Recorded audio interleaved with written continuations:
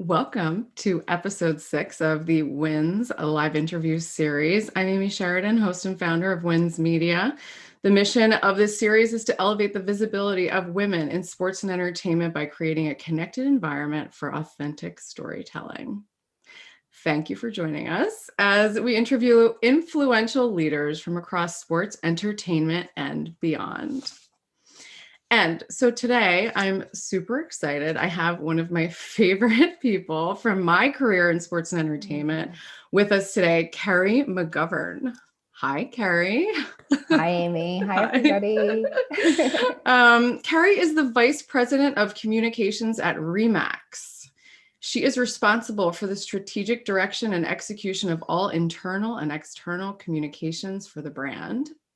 The scope of her work includes public relations, social media, internal communications, brand journalism, executive speaking engagements, live presentations, and much more. That's a lot.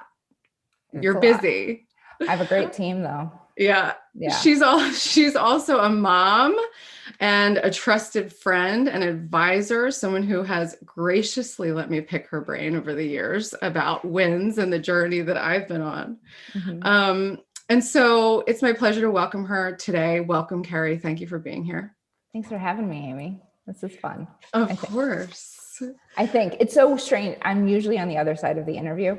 Yes. I'm the person sitting to the side, like taking notes, getting nervous. So I don't actually do these very often now. Let's see if I do everything that I tell other people to do. I know. And I thought about that because I was like, the people in PR, their job is to elevate the visibility of usually an executive team, not necessarily themselves, right? So it's a behind the scenes backstage role, which is really interesting. And so I was thinking about that. I'm like, I wonder how often Kerry gets up to the plate for this kind of thing.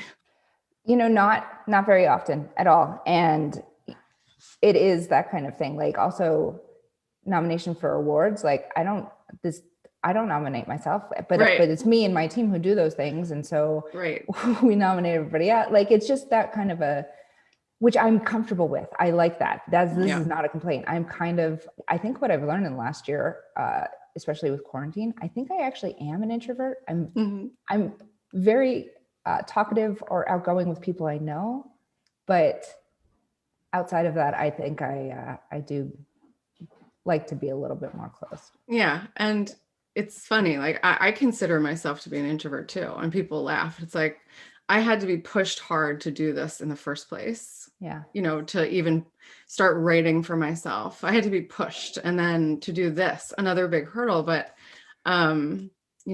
it's funny. Introverted people are capable of doing a lot of things that you would consider to be extroverted, but we can get into that. That's a whole different conversation. That is. So, all right. So let's jump into the questions. And, to get started, Kerry and I have known each other for a long time. We don't need to disclose how long, even though you did on LinkedIn. You look exactly the same. So do you. But so we were kids, right? I mean, we worked at the NHL in the early 2000s. I know I entered that business off of the 04-05 lockout. Mm-hmm. And, I wanted to have you kind of start there. I mean, tell us what you did at the NHL. I know that wasn't your first role, but, how that experience influenced your journey and kind of brought you to where you are today. It definitely was the turning point role in my career. So at the NHL, I did PR, but I really focused on corporate communications. I started as a publicist and I worked my way up to director by the time I had left. And so by corporate communications, I was everything off ice. I was the business of hockey. And that was actually a really great role. Like I didn't know that was the role coming in. And that role actually got assigned shortly after I joined because I was the lone person for a long time there, or I was the only consistent person throughout my, 7.5 years there who focused on the corporate communications of it. And it provided a lot of opportunities to me. Right. Executives knew who I was. I knew them. I had built relationships with the very top, which was so helpful to me. I actually learned the business, which sports or not sports, still helps me today. And I learned a passion for it. Like corporate communications is my favorite type of PR, I think.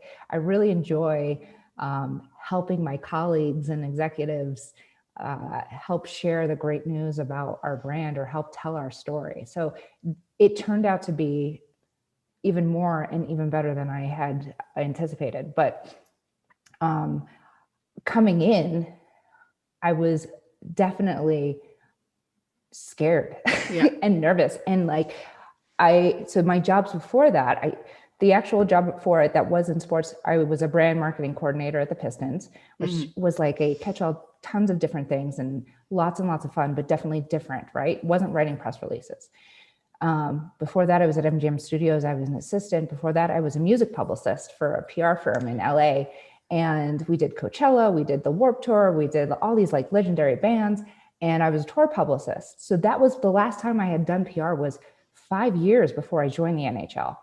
And that music PR is much different than corporate PR. Right, where, for the NHL. Yeah, I'm trying to get journalists to show up to rock shows and review albums, and like I'm writing press releases that may have a swear word in it because that's the name of the album.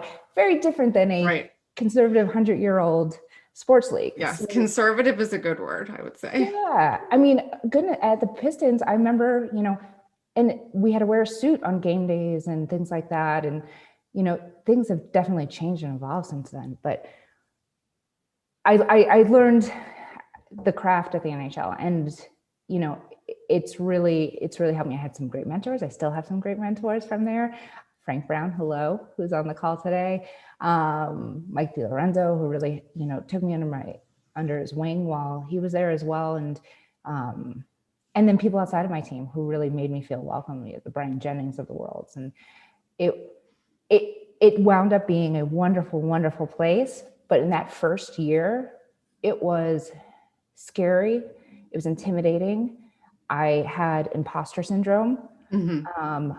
I was constantly afraid of not knowing what I didn't know. And, it took a long time to get past that. Right. And I carry that with me still to this day. So it's been very influential in now how I run a team.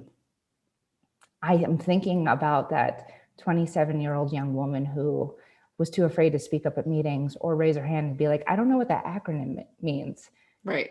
So, I'm going on and on, but I tell my team now at Remax, we run it like a teaching hospital. If you don't know anything, it's okay to ask, like raise your hands. I'd rather you stop us so that you can come along with us than slowly recede and feel more and more insecure and not be part of it. Because I know what that's like and it sucks. Yeah.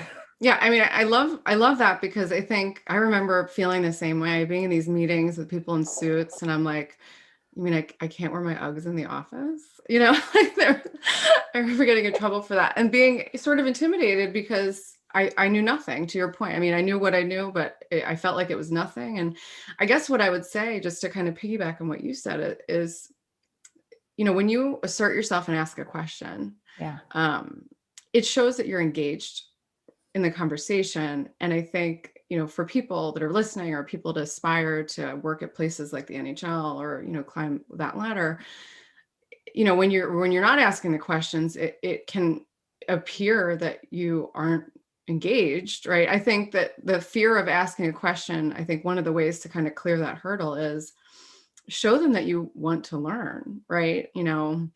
But certainly at a place like the NHL, we were like high up in that big skyscraper in the middle of Manhattan, looking out over Manhattan, like, how did I get here? Just please don't let me screw up. But it's funny to think about, and you've come so far, and obviously you were really good at what you did. I mean, you were there for 7 years. You gained the respect and trust of probably all of the upper level executives that you supported with your craft.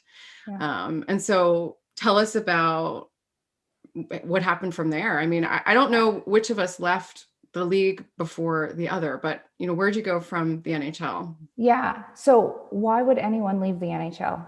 And why would anyone leave the NHL if you're a hockey fan? Which I was. And there's two things that were starting to gnaw on me. The first, the reason that I have been successful, and the big thing that I think is one of my defining characteristics, is that I'm extremely curious. Mm-hmm. And when I see something done that I don't know how to do, and I get that insecure feeling, the only way for me to conquer it is to learn or to do it, like and that happened all the time at the NHL. I was like, wow, you did a media conference call. How'd you do that? And I eventually wound up running a few of those. And so like those kind of things, I could be watching the Oscars and be like, how did they execute a red carpet? And it would gnaw on me. Right. So I have to know. I have to know how to do that too. And so towards the end of my term at the NHL, one thing that was gnawing on me was there are people dedicated to write about hockey. There are beat journalists on it. Stories are going to be written whether I do my job or not. Now, the quality of them might change. That's the differentiator. But I was starting to wonder, like, how good of a PR person am I? Can I secure media and articles and features on an unknown company? And that was starting to just be this voice in my head. And then the other thing was, is my identity as NHL Kerry so important to me that if it were to go away, would I be okay? Do I need them more than they need me? And I was afraid of that because, as you know, and I know, lockouts happen. We worked through one of those. Reorgs happen, layoffs happen. These things happen beyond people's controls. And so I'm a very practical person who likes to stay employed. I worry about those kind of things. And I worried about, was I too wrapped up into the identity of this is who I am versus who am I without this? And so that long story coming to a head with the person I named earlier, Mike DiLorenzo. He had left the NHL a few years earlier. He went on and we stayed friends. We still stay friends today, as you and I have, like, this is what we do. Yes. He reached out and said, listen, I'm working with this startup. I really think they're onto something. I think you should come and lead our communications. And the startup was Drizzly. It's an alcohol delivery app, if those on this are not familiar. And, I trust Mike. I trusted Mike. I know he's the real deal. And I met the founders and I was like, these are smart guys. I trust them too. But leaving that 100-year-old sports league that is always going to be around regardless for a startup was a big jump. Yeah. And I kind of just did it then at one point. I was just like, all right, I'm going to do it. I'm going to do it. Right. And did it. And I'm so glad I did, because in 11 months at Drizzly, that was like their first year. There was 15 of us, maybe 20 of us. They just sold to Uber for $1 billion a few weeks ago. I don't know if you've heard that. Like, yeah. But in my 11 months there, I scared the Wall Street Journal, the New York Times, the Today Show, Forbes, Bloomberg, every regional publication and TV show when we launched new markets. I did it. I proved it to myself. Right. And it felt really good. And it helped me stand a little taller. So it was a great experience. That makes so much sense.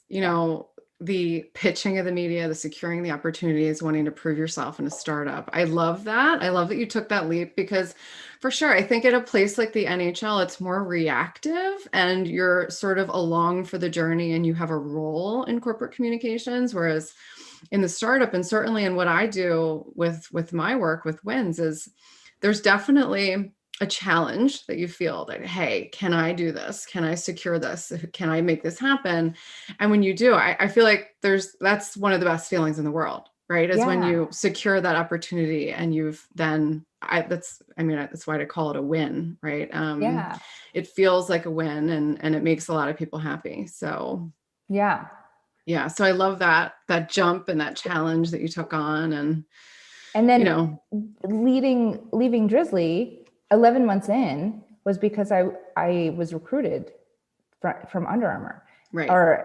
And that was another huge difference kind of thing too. It was to be the speechwriter for the CEO and founder. And it was like, I've never done that. That's scary, but also seems like if I can figure that out, then I'm really going to be even more well-rounded and great. And the Drizzly guys, I was very upfront with them when I even got the call. I was like, guys, this seems like a crazy thing not to pursue. And they're like, go for it, go for it. We will miss you, but that's one of those things you have to do. And so, that's awesome. And it was, and what was scary about that one, like each one was scary for different reasons.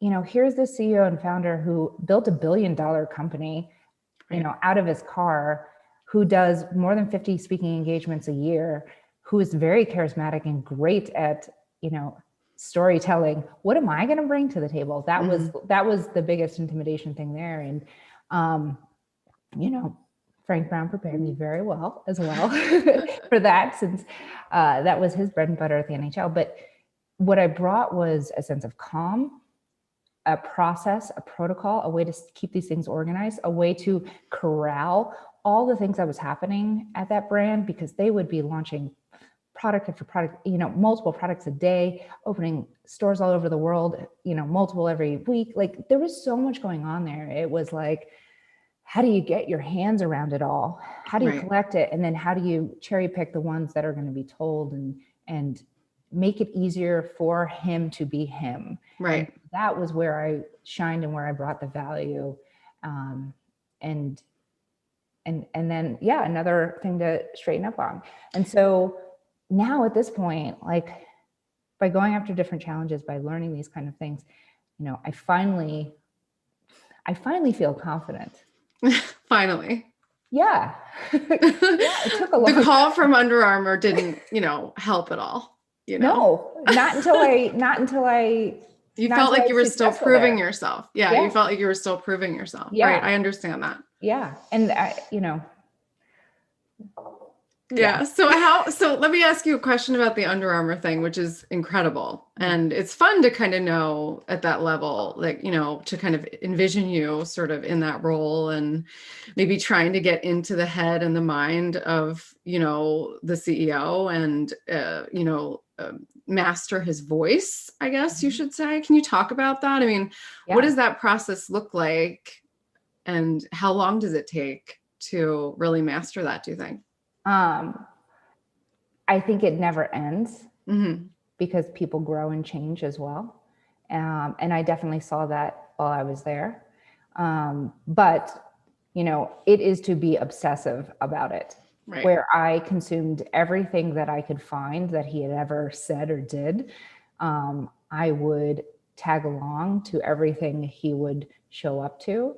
I would take compulsive notes of like, I heard him tell a story in a meeting just with, a few people. And I'm like, that was a great anecdote. And just constantly like a squirrel, just take it all in, be very organized so you can find it very quickly. Right. In order to access it. But it's just to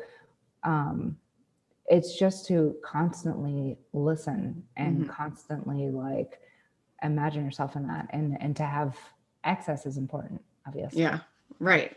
So I love all of that. And I would love to dive deeper into that, like at another time when I bring you back to talk more about that. But how incredible is that? So at what point then did you head to Remax, and how is this role, what are you doing in this role now? Yeah. So about 3.5 years into Under Armour, I got another call. I've been very blessed to be getting these calls by wonderful recruiters. And what was attractive about Under Armour was, so I've always kind of been a lone wolf in these jobs leading up to it, where like everybody else was doing hockey PR and I'm doing, business, and speech writing was a solo position.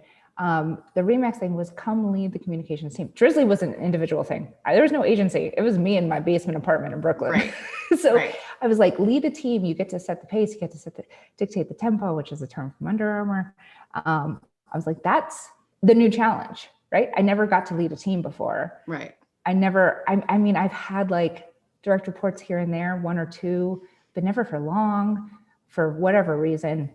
And I was like, that sounds really great. And Denver sounds like a great place. Yeah, it does. And like, we were coming out here a lot. It was almost like manifestation. It was like, come move to Denver and lead a team. I was like, yes. Denver does sound great. Yeah, yeah. And so I did that. I made the leap, came out here, and my gosh, that leading the team thing is my favorite thing about Remax. I love my team. I love seeing them grow. I love being able to, bring all that experience of remembering that insecure young woman coming up and being able to create an environment where it's safe to say, I don't get it. I love being able to give, clearly communicate exactly what my expectations are, or what I want from people, so that they feel, empowered and know what they're doing. I love giving, direction and purpose to people. And I love seeing people shine, and I love seeing people gather their own wins. It's like, I don't know why I didn't pursue that part of this sooner. It's my favorite place, but maybe I wasn't ready until now. Because I think confidence is an important part in being a good leader. And the important aspect of it is to be able to show vulnerability, right? I'm constantly being vulnerable in front of my team to normalize the fact that, like, we all have insecurities. We all don't know everything. And let's push that away, not let it stop us. Transparency. A big struggle I've seen or experienced was like not getting the information I needed to do my job well until either the very last minute, which is super stressful, or maybe not at all, and not feeling part of the team. That makes you feel not valued and lonely. And so even if they might not have an actionable item, I like to share everything that I know that is going on with my team, so that they feel valued and feel like they know what's going on with this company.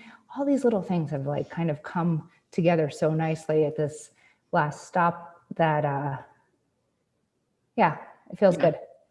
Well, Remax is very lucky to have you. I feel like, listening to you talk, I'm like, yeah, that's the kind of boss that I'd want. It sounds like a nice place, a happy environment, supportive. I loved everything that you just said. And again, big win for Remax picking up Kerry McGovern. Well, you'd have to ask them. I'm just kind of blowing my own smoke. I'm sure that's what they'd say.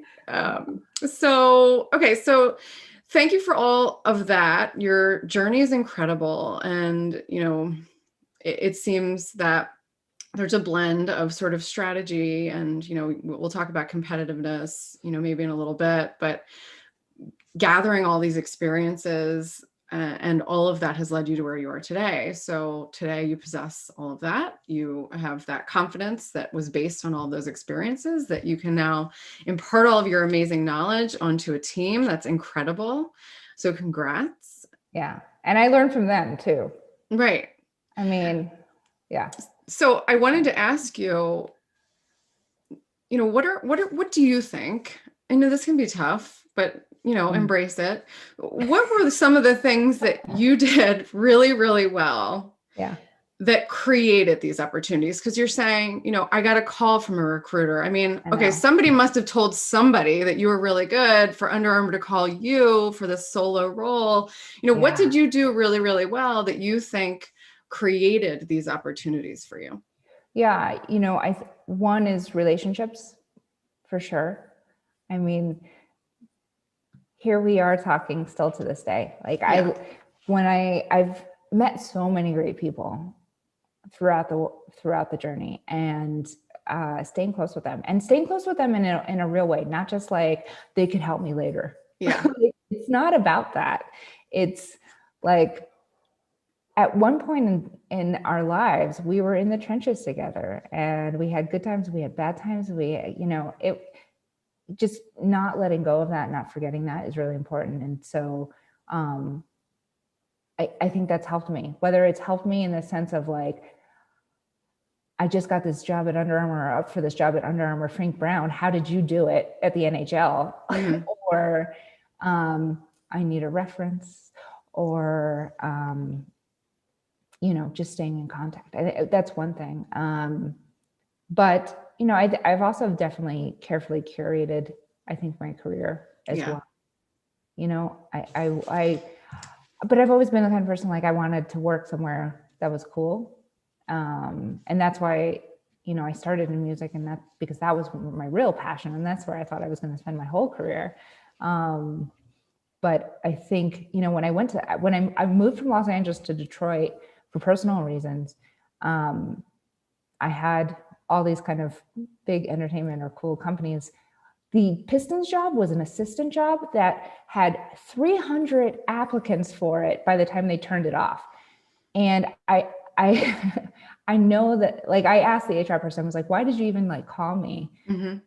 Knowing that there was this many people going for it. And I had no in sports. I had no connection. I got it off of Teamwork Online. They said you were one of the first 10 to apply, and your resume was very interesting. I had set up alerts. There you go. The hustle's real. It paid off. That's so funny. Well, I love that you even asked. Oh yeah. There's that insecurity.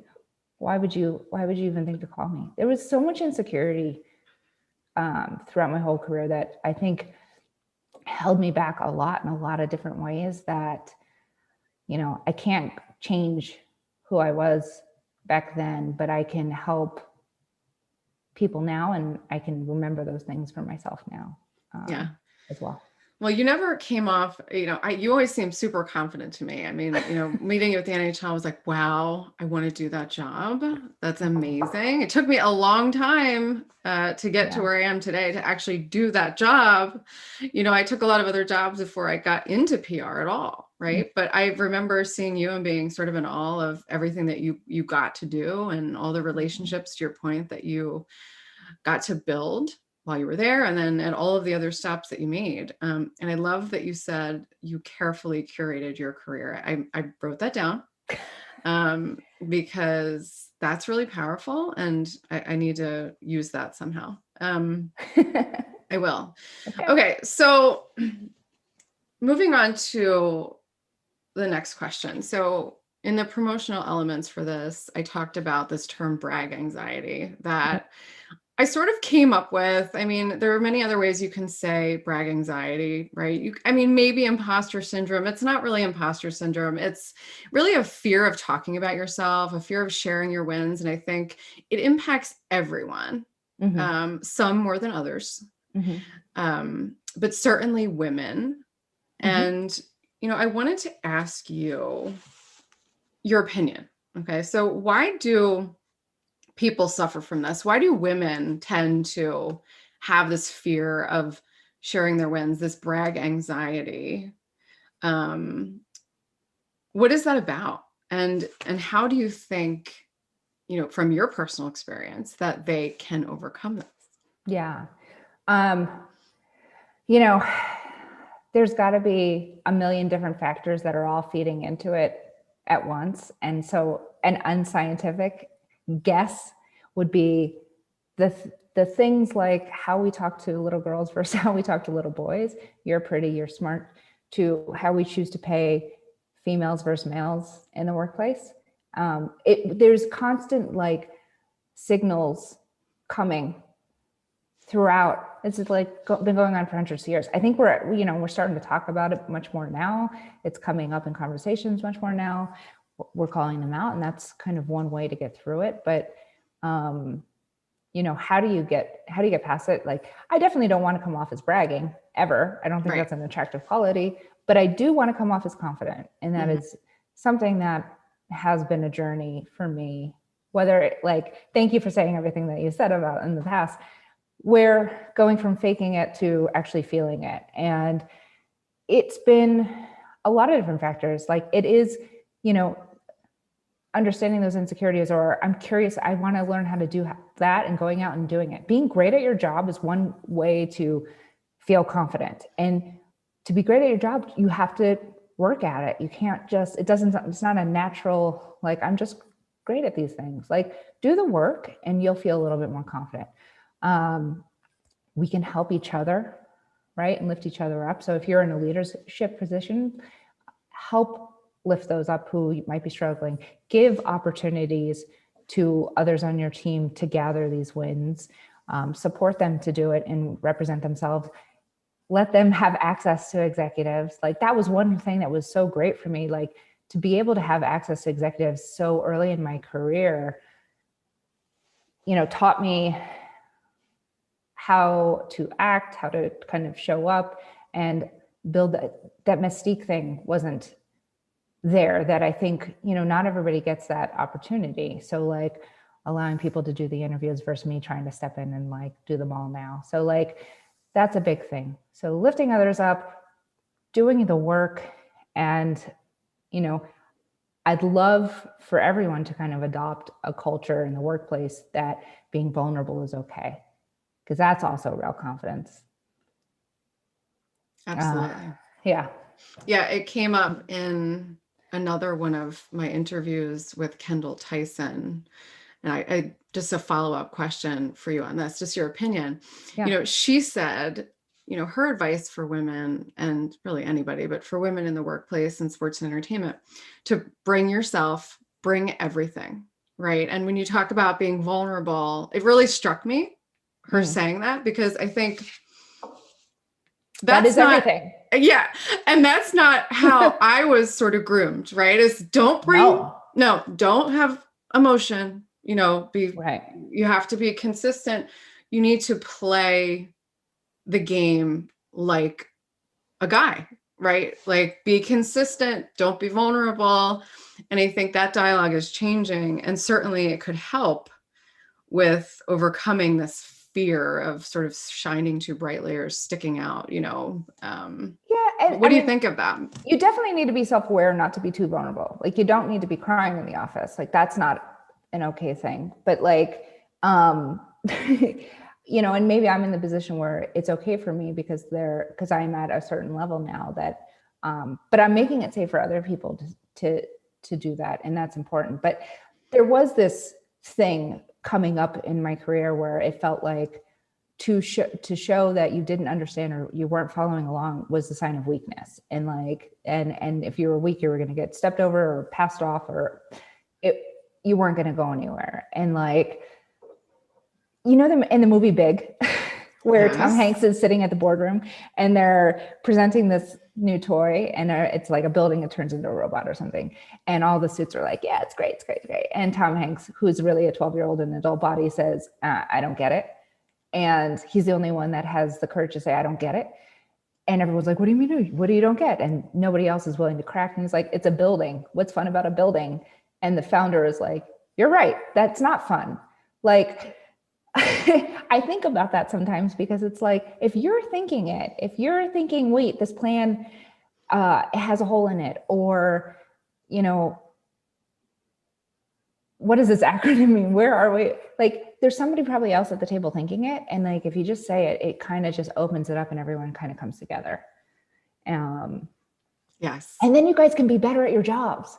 Like this whole like pretending and faking thing. Like, I get it. I get why, there's that fake it till you make it phrase, because we all at one point seem to suffer from this imposter syndrome that we all now have a word for, that I didn't have a word for back in the day.